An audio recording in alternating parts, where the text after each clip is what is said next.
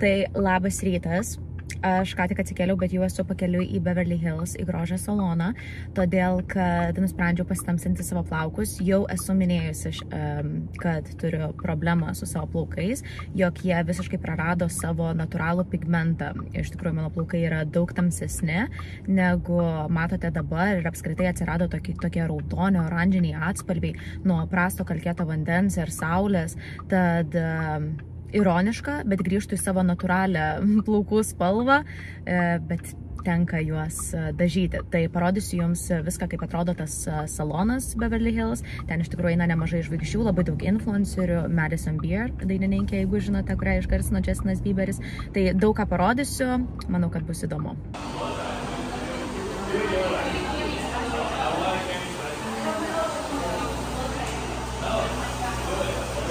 Visa tema tokia hollywoodinė, čia Londonas, va čia užsidedam savo švarkelį. Aš kiek galiu visada renkuosi salonus, kurie dirba su produktais, kurie man patinka, tai šiuo atveju, kaip matote, labai daug Davinės produktų. Paskutinis plaukų įvaizdis. Atsisveikinam, nes šios spalvos jau nebematysime. Labai tikiuosi, kad viskas bus labai gerai.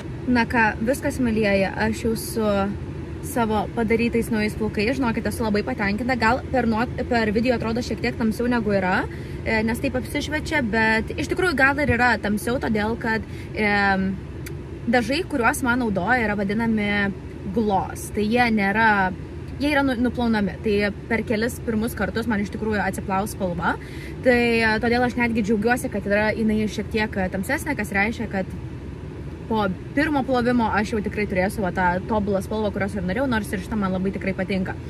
Bet, kaip visada, išeinu su nusistebėjimais. Negaliu net sakyti, kad tai yra kažkokia kritika, yra tiesiog kažkokie nusistebėjimai. Tikiuosi, negausiu komentarų, kad per daug čia visko noriu, bet iš tikrųjų to viską papasakosiu, parašysit komentaruose, kaip jūs galvojate. Tai aš jau vieną geriausių salonų Beverly Hills, kur, kaip ir minėjau, eina žvaigždės ir panašiai. Tai keli dalykai mane tikrai nustebino, galbūt net nuliūdino šiek tiek. Tai pirmas dalykas, tai aš tikėjausi atėjusi susimokėti $150 vien už dažymą, todėl kad jų internete buvo parašyta, kad gloss kainuoja $150. Aš dar prieš tai parašiau savo kirpėjai ir paklausiau, parodžiau, kad mano yra labai ilgi plaukai. Ir nors aš ir nutokiu, aš suprantu, kad mano plaukai yra dvigubai, gal net trigubai ilgesni negu vidutinio žmogaus, kad man reikia daugiau produkto, tai natūralu, jog kaina gali išaugti. Tačiau šios merginos manęs visiškai neperspėjo. Tai reikėjo susimokėti papildomai $100. Priedo man reikėjo papildomai susimokėti už užfanavimą, kas yra labai keista, todėl kad dažniausiai visur Europoje yra toks dalykas, kad jeigu yra parašyta, kiek kainuos tavo dažymas, ten dažniausiai įeina kaina išfanavimo. Bet Amerikoje yra toks dalykas, skirtumas tarp blow dry ir rough dry. Blow dry reiškia, kad tave su fenu išfanuoja ir ten kažkaip gražiau atrodo tavo plaukai, o rough dry yra tiesiog pradžiovinimas, kas nežinau, kuo jie ten per daug skiriasi, vis tiek iš salonų tavęs neišleis susivėlusiais plaukais. Bet tas blow dry kainuoja papildomai $90. Tai aš jau susimokėjau $250 plus $90, plus man dar reikėjo palikti papildomai arbatpinigių. Kas Amerikoje visiškai yra priimtina, aš restorane, žinoma, visada palieku 20%, bet kai mes kalbam apie tokias sumas kaip $340, palikti 20% nuo tos sumos tikrai labai iškelia kainą. Tai aš palikau tik $30, man tai atrodė adekvati arbatpinigių suma, bet aš manau, kad tos merginos tikėjosi, kad aš paliksiu apie 70, kas man atrodo labai brangu. Ta prasme, čia ir taip jau man yra iškelta kaina, bet dar 70, atsiprašau. Tai nežinau, ką jūs galvojate, man tai čia atrodo pinigų lupimas dienos šviesoj. Tai šiek tiek nuliūdino tikrai. Ir priedo viso šito, nebuvo pasiūlyta nei kavos, nei arbatos. Nesakyk, į bet kokį saloną ateini Lietuvoje, net jeigu tai yra vienos meistrės kabinetas, tau visada pasiūlys kavos ar arbatos ar vandens. O čia nieko nebuvo, tai atėjau.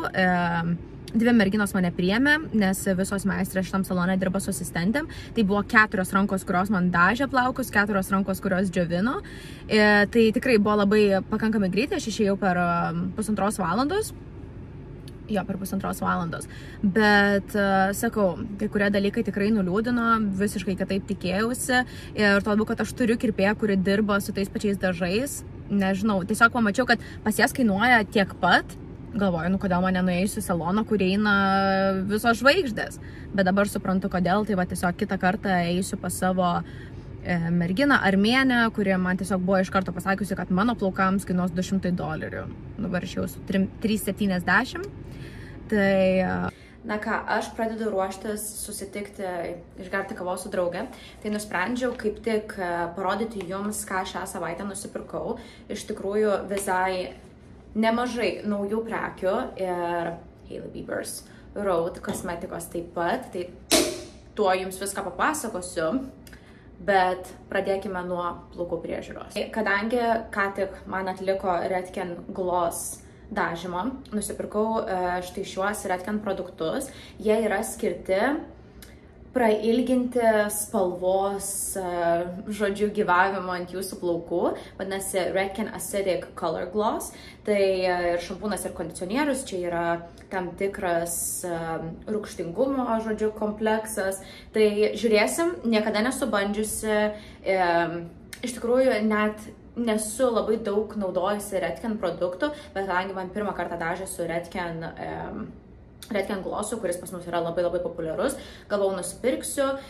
Šiaip spalva turėtų tęstis 6-8 savaitės, tai žiūrėsim, ar kažkiek padės. Nežinau, ar čia yra labai natūralu, tikriausiai ne. Reikėtų pasitikrinti, bet jeigu noriu sugrįžti tą savo natūralią tamsesnę spalvą, tai teks pasiaukoti ir naudoti tokius produktus. Aš esu labai jautrus žmogus kvapams, tai žinokit, kvepia labai gerai.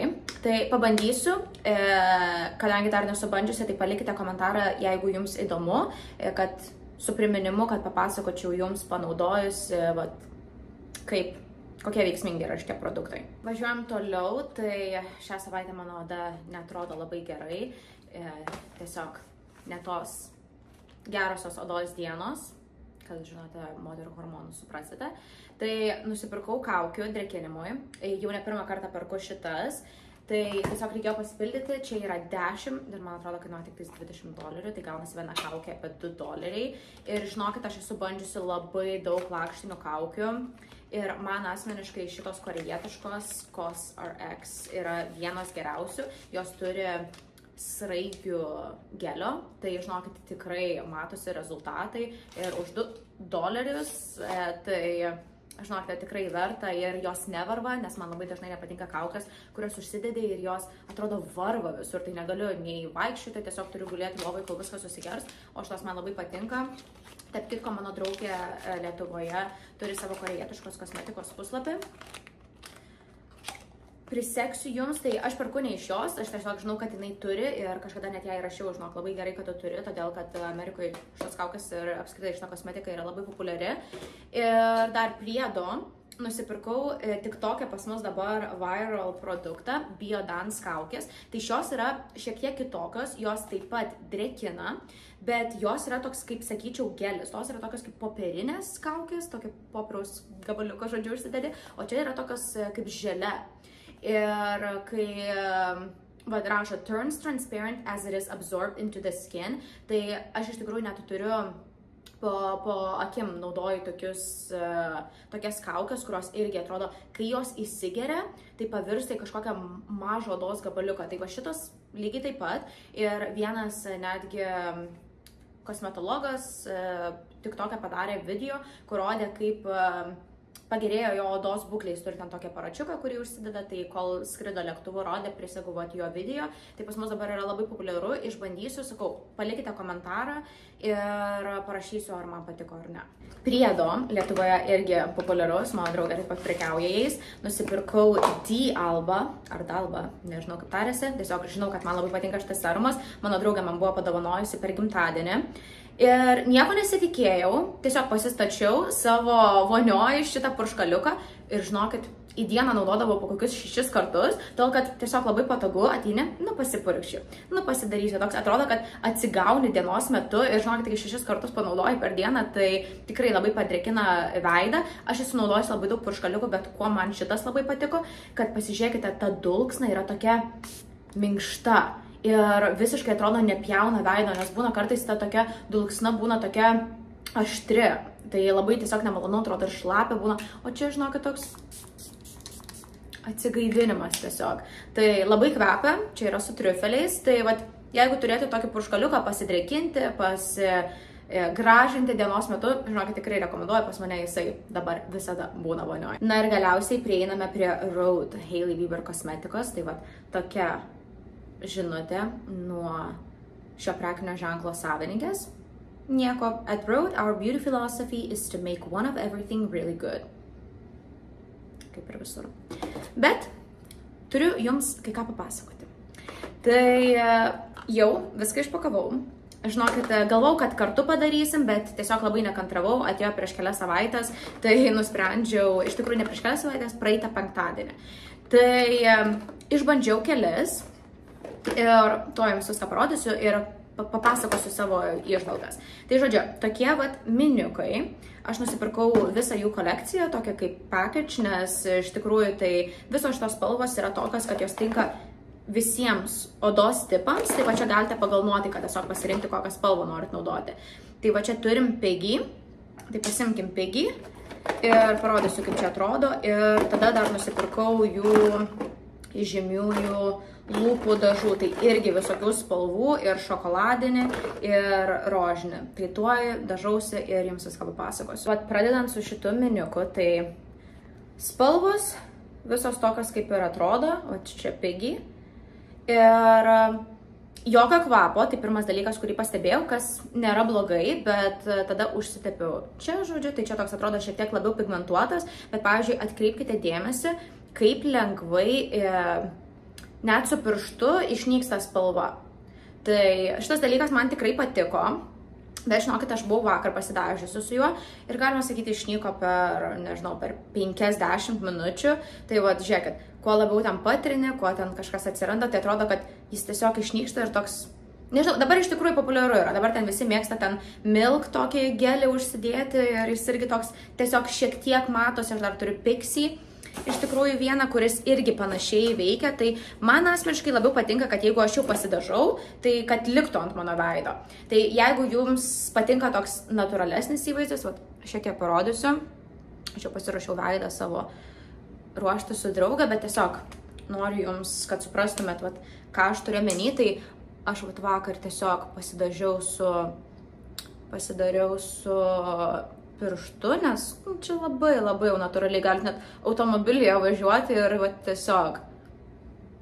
Tai, suprantat, ką turiu omeny, toksai labai lengvai įsiveda į veido odą, gali būti ir, galbūt ir ryškiau galite pasidaryti daugiau užsidėjusi, tai aš jį dabar kol kas naudoju tiesiog padengti ir tada su sausu ružu pasigražinti. Tai man asmeniškai nebuvo, kad labai patiktų, jeigu iš tikrųjų nuoširdžią rekomendaciją, tai man labai patinka Selena Gomez Rare Beauty.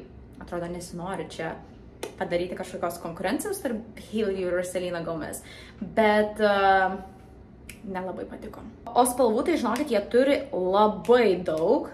Tai va, čia visos, ką aš turiu, tai galiu šiek tiek aprodyti jums. Tai čia kokią spalvą mes turime Spicy Margarita. Tai gal vasarai šitie produktai faini, aš nežinau, tokie. Bet jeigu norit, žinot, ten kažkur pliaže pasigražinti ir nereikia ilgai laikyti, iš tikrųjų man šita spalva labai tiko. Jinai vadinasi Sleepy Girl. Tai man atrodo, kad Hailey Bieber turėtų labai mėgti, nes dažnai matau, kad jie būtent tokiam spalvom dažosi. Ir ką mes čia turime, Juice Box. Tokia irgi ryškesnė. Tai tokie mergaitiški, faini, be kvapo. Nežinau, sakau, man labiausiai nepatiko tas, kad išnykstantis produktas. Na ir ką, prieinam prie blizgių. Žinokit, blizgiai man labai patinka. Aš tiesiog visą dieną galiu teptis ir teptis ir teptis. Tad žinau, kas man labai patinka. Tai šitie yra Made in Italy. Tai pirmas dalykas, kurį pastebėjau, kuris man buvo labai įdomus, kad žinokit, labai, va šitas iš tikrųjų yra clear. Bet šiaip, gal šitas ir fainas? O šitas, pavyzdžiui, šiaip visi buvo tokie ganėtinai pigmentuoti. Vat matote, ir išeina tokia ruda spalva. Tai aš atnešiu tuoj greitai, kuris man vakar patiko. Atkeliavau susirasti vat šitą spalvą ir vakar su vyru važiavom į vėžlių lenktynės. Instagrame pasidalinom apie tai.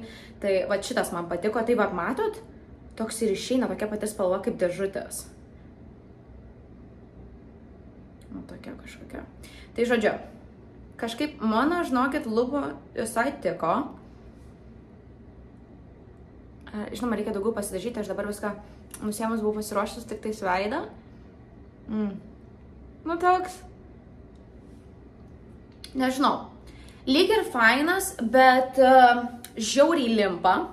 Žinau, toks man patinka toks lengvumas ant lūpų. Bet gali čia būti jums geras dalykas, jeigu, pavyzdžiui, jums nepatinka labai dažnai užsitepti iš naujo. Man patinka tas visas ritualas, tai dėl to aš nepykstu, aš tas toks jaučiasi šiek tiek sunkesnis ir nėra kvapo. Ir man atrodo, kad aš tiesiog tepuosi kažkokią chemiją limpančią ant savo lūpų, nes man turi būti kažkoks malonus kvapas, ar tai karamelė, ar braškė, ar dar kažkas. Todėl, žinokit, jeigu galvojat siųstis į Lietuvą, nes jeigu, aš nežinau, iš tikrųjų Lietuvoje yra, aš nesakyčiau, kad čia yra geriausia, čia yra dabar tiesiog interneto hypas, tai tikrai yra geresnių, man asmeniškai labai patinka Summer Fridays lūpų dažai, mano sesė irgi, o jeigu ružas, tai Selenos Gomez Rare Beauty. Na ką, aš jau keliauju susitikti su draugė, tai važiuoju su Uberiu, ne su savo automobiliu, nes kažkas atsitiko padangai, tai vyras tvarko. O šiaip tai kaip tik proga papasakoti jums, kaip aš užmezgiau savo pirmas draugystės Los Andžele. Tai žinokit, buvo labai sunku pirmus metus, todėl kad atvažiavom, kai buvo visi tie koronos padariniai, kai reikėjo sėdėti visur su kaukėm, niekas nenorėjo su niekuo bendrauti. Tai tikrai buvo labai sudėtinga, todėl kad aš šiaip visą savo draugės turėjau Čikagoje po mokyklos ir universiteto, tai pradėjau susipažinti su kitais žmonėmis per kelias draugas, kurias turėjau Los Andžele. Algirdas dar turėjo iš seniai likusių savo draugų, bet šiaip iš esmės tikrai, pasakysiu, nebuvo lengva ir apskritai manau, kad jūs suprantat, kad kai jau tau, kai pabaigęs universitetą esi suaugęs žmogus, tikrai nelengva yra susirasti draugų, su kuriais tu sutarsi savo bendraminčių. Tai mano draugė viena, kuri čia gyveno, rekomendavo man atsisiųsti tokią aplikaciją. Tai jinai yra kaip dating aplikacija draugam, Bumble. Ir jinai buvo skirta būtent draugystėm, tai Bumble Friendship vadinosi.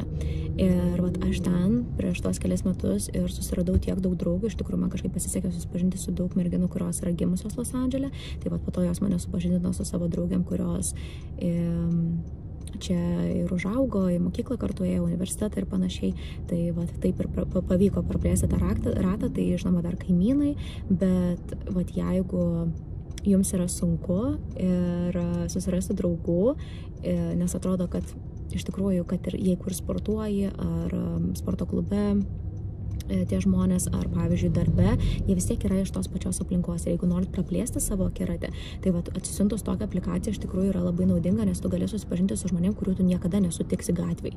Tai ir kas dirba filmų industrijoje, grožio srityje, su technologijom ir panašiai. Tai man labai patiko, nes tu ten matai nuotrauką, matai jų pomėgius, matai, ką veikia, ko nori iš gyvenimo.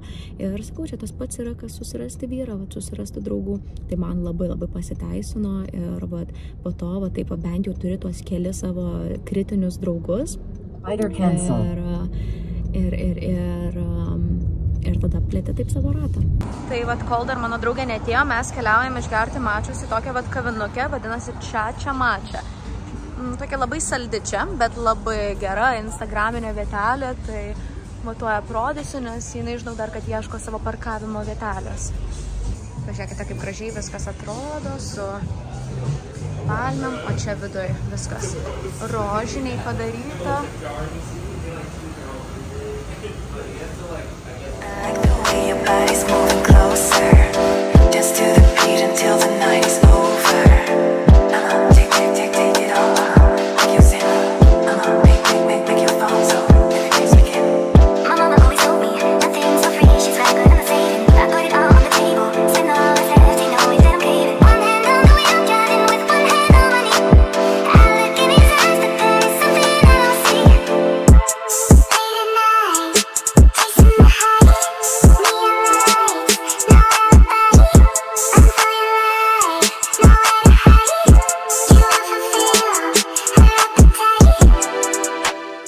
Galite pasižiūrėti, kaip atrodo viena iš populiariausių parduotuvių Los Andžele, toks kaip butikėlis, bet žinokit, ten matot apsauga, paskiria jums asistentą viduje, nieko negalima filmuoti, nes vienetiniai daiktai, daug apsaugos, bet pasižiūrėkite, visada labai gražu. Va čia būna ir Givenchy, ir Burberry, ir Cartier vienetinių prekių, tai man patinka, bet neįsiu, nes filmuoti negaliu dabar.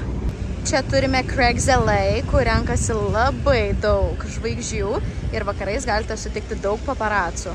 O čia, žinokite, turime Mad Happy parduotuvėlę, kuri yra labai stilinga viduje ir pasižiūrėkite, ten viduje yra kiemelis, kur galite išgerti mačios, kol apsiperkat. Tai iš tikrųjų, kai mes buvom Wien Festival, We Friends, kurį organizuoja Gary Vee, tai buvo šios kompanijos savininkas. Tai vienas dalykas, kurį jis papasakojo, tai kad tiesiog šiais laikais jau tos parduotuvėlės, žinokite, nepritraukia tiek daug žmonių, bet jeigu galite kažką pasiūlyti, kokį sausainį ar kavos, tai va taip ir susikuria, žodžiu, jūsų bendruomenė. Tai va, žinokit, ten dabar daug žmonių renkasi išgerti mačios. Apskritai, žinokit, visa šita gatvė turi tiek daug unikalių parduotuvėlių. Va, žiūrėkit, čia mes turime Ganį, Gianni, net nežinau, kaip vadinasi, Dr. Barbara Sturm ir turime Acne Studios. Žinokit, aš, kadangi nesu fashionista, nežinau kaip ištarti, bet žinau šitus visus prekinius ženklus, netgi turiu nemažai drabužių.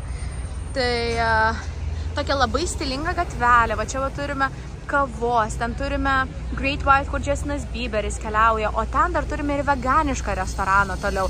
Tai labai tokia stilinga gatvelė, tai keliaujam, parodysiu jums viską.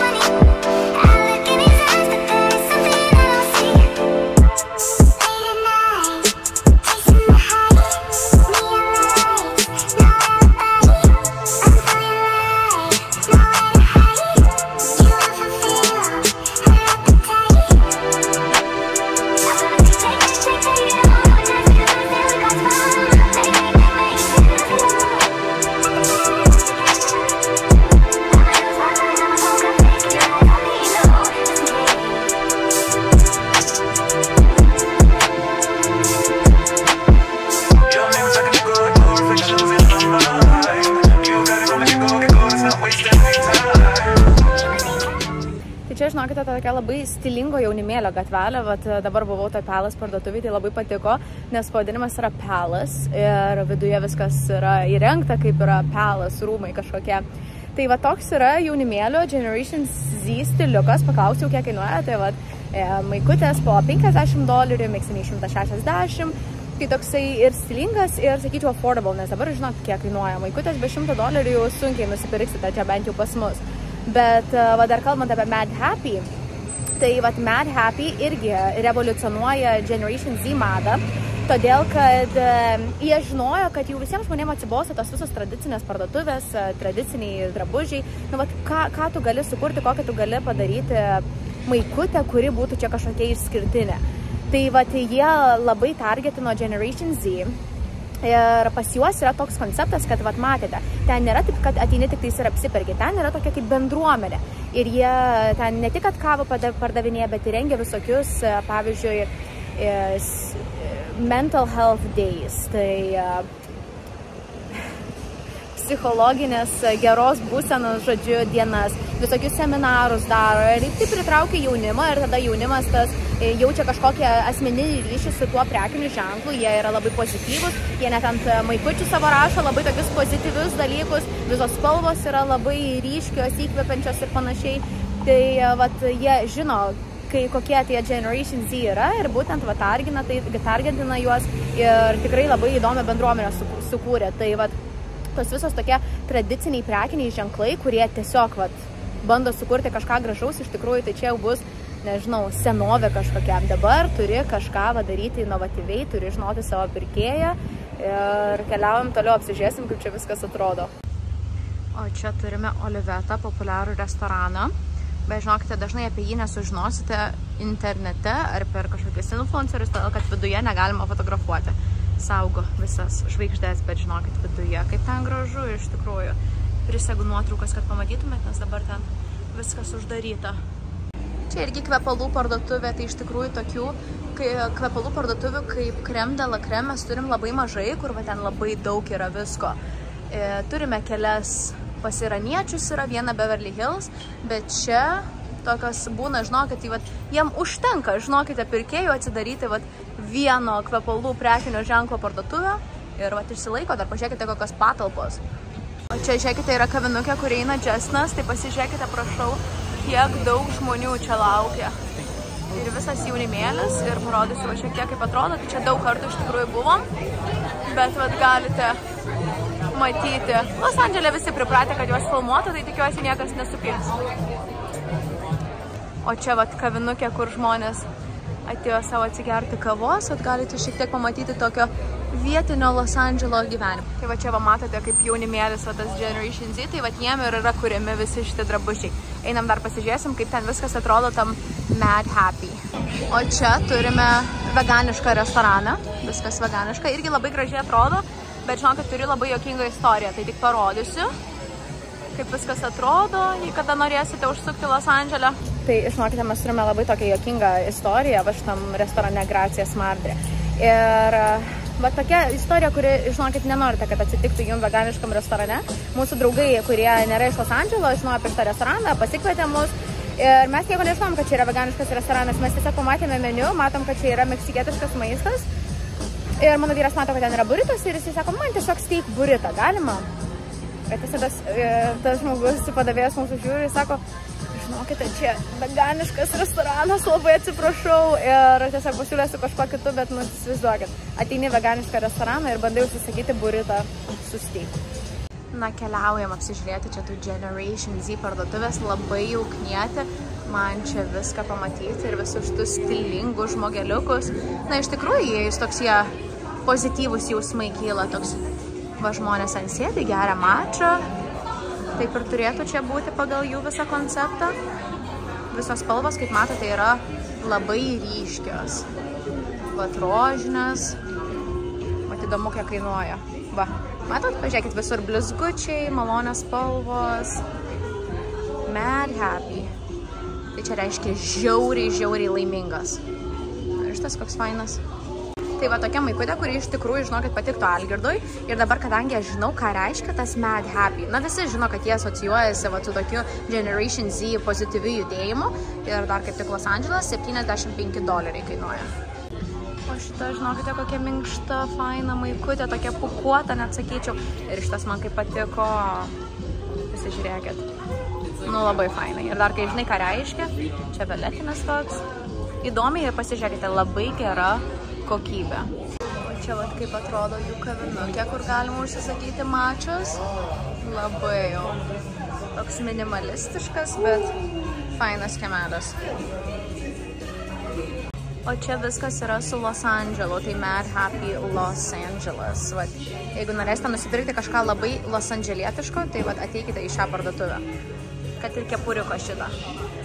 Na, bet ir interjeras. Tikrai viskas labai gražiai padaryta ir spalvotai. Suprantu, kodėl patinka Generation Z. O čia už manęs dar turime tokį prekinį ženklą Eight. Tai, man atrodo, iš Japonijos jisai gal, tiksliai nežinau, ten negalima filmuoti, bet kaip matot, jau yra apsauga. Tai esu buvusi ten kelis kartus, va turėjom draugą, kuris ten keliavo apsipirkti. Irgi jaunimėlis. Įdomus prekės, ne mano stilius, bet suprantu, kodėl jaunimas, jie žino tą istoriją, jie randa kažką bendro, ar juos inspiruoja tas prekinis ženklas ir todėl jie ten apsipirkinėja. Tai iš tikrųjų labai įdomu, nes nežinau, kaip jūs apsipirkinėjate, ar jums labai svarbu yra, iš kur jūs perkate, ar žinote, kas kuria jūsų daiktus, jūsų kosmetiką ir panašiai, nes kas bando targetinti Generation Z, jie puikiai supranta to svarbą. Dar atkreipkite dėmesį, kai žmonės sako, kad Los Andžele kiek šiukšlių, kiek benamių ir taip toliau, todėl, kad jie kartais nuvažiuoja į vietas, kur, žinokit, nereikėtų važiuoti. Los Andželas yra nerealiai didelis miestas, bet, kiek aš jums rodžiau, nei vieno šiukšlytės, nei vieno benamio. Taip, tikrai yra vietų, kur nesinori kelti kojos, bet jeigu yra kažkokie geresni restoranai, geresnės vietelės, Beverly Hills, čia yra West Hollywoodas, mes turime čia Konis, tai žinokite, čia yra visiškai kitas Los Andželas. Žinokite, dar turiu labai juokingą istoriją, žinokite, ir su šitų restoraniuku, The Butcher's Daughter. Tai pažiūrėkite, kokios stilingos merginos eina už manęs, iš tikrųjų, pati šiandien išbėgau iš namų, susiradau baltą maikutę, net nespėjau išsilyginti iš tikrųjų, tai kitą kartą bandysiu ilgiau, bet dariau jums išpakavimą savo. Tai, žodžiu, apie Butcher's Daughter, tai vėl mums tais veganiškais restoranais, nes Los Andžele labai yra svarbu well-being, ir čia jie labai prižiūri savo sveikatą, labai daug sportuoja, mėgsta pilatesą, jogą, kambučią gerti ir veganišką maistą valgyti. Ir nuėjom, žinokite, tą Butcher's Daughter, nuėjom su savo draugais lietuviais, tarp kitko. Ir mano vyras labai mėgsta beigelį su lašiša, tai D-Logs. Ir užsisakė, ir mes valgom, ir žinokit, tas sumuštinis yra toks oranžinis, ir mes galvom, čia jau tikrai bus kažkokia dažyta lašiša, nors jie sako, kad čia jau labai sveikuoliški jie yra.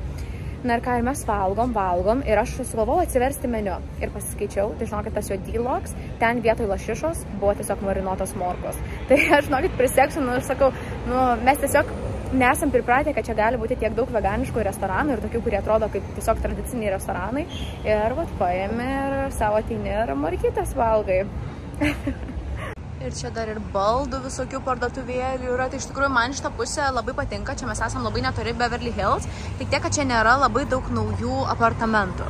Tai viskas arba labai sena, arba jeigu kažkas jau ten būtų atsinaujinęs kažkokį butą, tai būtų labai brangu, kur tiesiog net neapsimoka.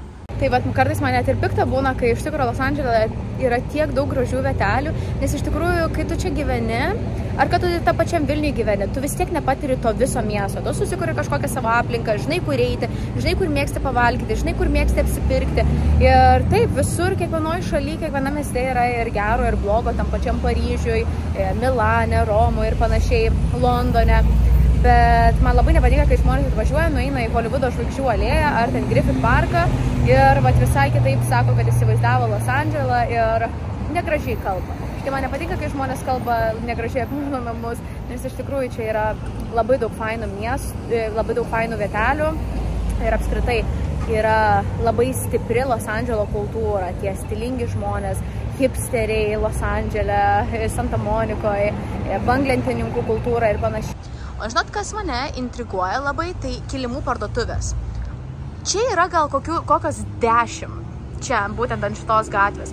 Jūs pasižiūrėkite, kokio dydžio tie kilimai, tai čia jau tikriausiai tie persiški, kur vienas gali kainuoti kokios 300 000. Tai galit man, pavyzdžiui, paaiškinti, kaip tokios parduotuvės išsilaiko. Jie vieną gal parduoda kokį savaitę, ar nežinau, ar internetu užsakymai kažkokie, žinokit, aš tiesiog nesuprantu, gigantiškos parduotuvės vien kilimams. Kaip taip įmanoma? Tai kol aš ten savo vaikštinėjau, žinokit, pasibaigė mano telefono baterija, bet pasiėmė mane Algirdas ir užvažiavom į armėnų krautuvėlę. Ir pasižiūrėkite, kas pas mus pietums. Korejietiškos morkos. Jeigu niekada nebandėt, tai galite pasidaryti namuose. Čia mes radom, kur galima jų nusipirkti. Grinai pagal Algirdo mamos receptą. Dieviška. Man labai patinka tos morkos, jis turi labai įdomią istoriją korejiečių imigrantų Rusijoje. nes Korėjoje apie šitas morkas nieko jie nežino, bet pasirodo, kad tai buvo korėjiečių migrantai Rusijoje ir jie neturėjo prieigos prie kopūstų, kuriuos jie mėgsta marinuoti ir gaminti kimči, todėl pradėjo marinuoti morkas. Ir pasižiūrėkite, vat, kaip čia viskas atrodo. Jos yra tokios traškios, aštrios. Nėra labai aštrios, aš nemėgstu aštriai, bet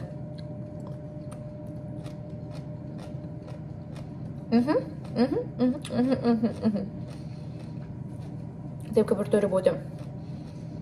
Tai daug lietuvių turi receptą šito morkom. Jeigu norit, pakomentuokit. Galiu pabandyti išprašyti Algirdo mamos.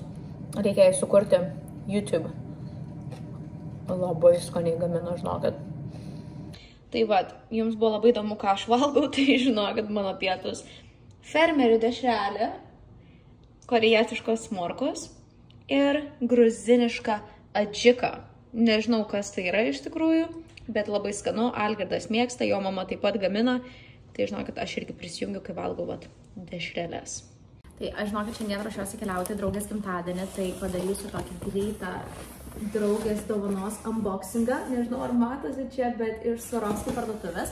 Nežinau, ar vis dar madinga yra Swarovski papuošalai, bet mes su draugė turim tokią asmeninę istoriją. Iš tikrųjų, buvom New York'e, keliavom į jų parduotuvę 3 aukštų ir jinai tikrai buvo labai spūdinga, pati didžiausia visame pasaulyje.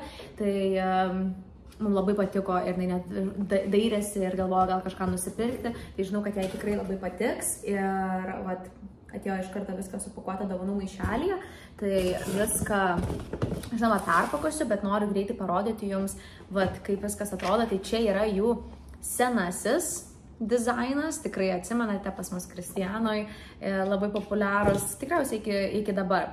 Bet vat, naujos pakuotės tai yra vat, tokios ryškios, geltono, žalios, rožinės. Tai mano draugė iš tikrųjų nemėgsta sidabro, mėgsta tik tais auksą ir aš nežinau, kokios spalvos labiausiai tiktų ir patiktų, jin šiaip yra labai ryški, įdegusi, tai sugalvojau, kad reikia jai padovanoti kažką spalvotą, tai jie turi tokią ikonišką vieną kolekciją, va žiūrėk, šitą rožinę, kokią fainą. Tai vat, pirmiausia, tai tokie auskariukai ir jie eina iš abiejų pusių ausies, tai man labai patiko ir aš žinau, kad tiks prie įvairiausių jos įvaizdžių, nes kartais mėlynai apsirengia, kartais žaliai, kartais rožiniai. Prie auskariukų, va toks, žodžiu, tokia grandinėlė. Ir kas fainiausia yra su jais, kad, pavyzdžiui, jeigu turite kažkokių rožinių papuošalų ar žalių, juos galima priderinti kartu. Aš mačiau, kad prie šito dar dedasi pakabukas, kuris turi tik tais vieną kažkokią simbolį, ten drugelį ar dar kažką. Ir su apyrankėm lygiai taip pat tai labai gražiai atrodė. Tiesiog jau būčiau visiškai virš biudžeto dovanai, tai nusprendžiau, kad padovanosiu tiesiog tokius pagrindinius, o vat ką jinai jau norės prisiderinti, tai tą prisiderins. Viskas šiaip atėjo tokiose pakuotėse apsauginėse.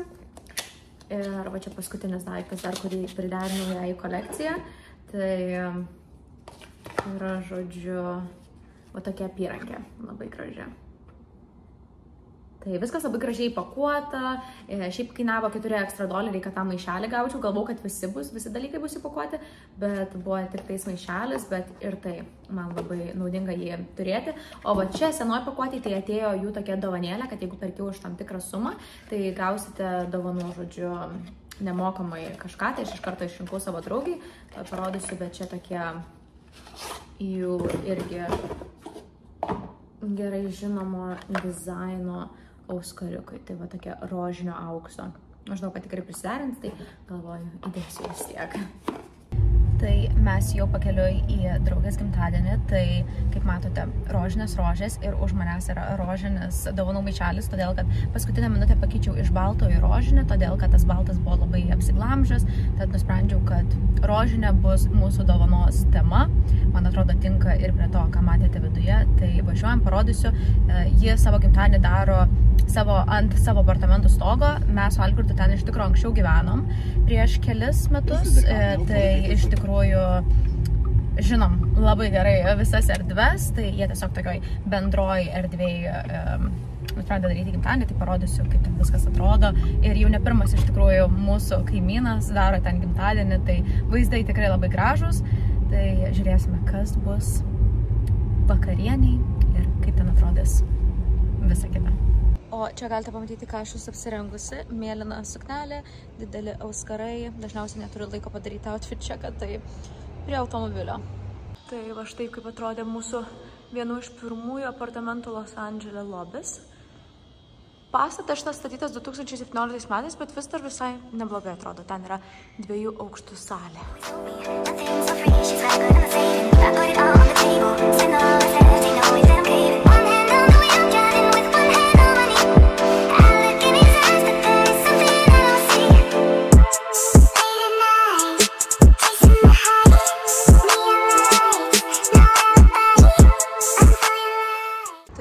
Čia turime tokią terasą ant stogo. Vienas dalykas, kuris man čia labai patinka, tai kad yra labai daug grilių. Tai galima grilinti viską. Ir einam parodysiu, kaip viskas viduje.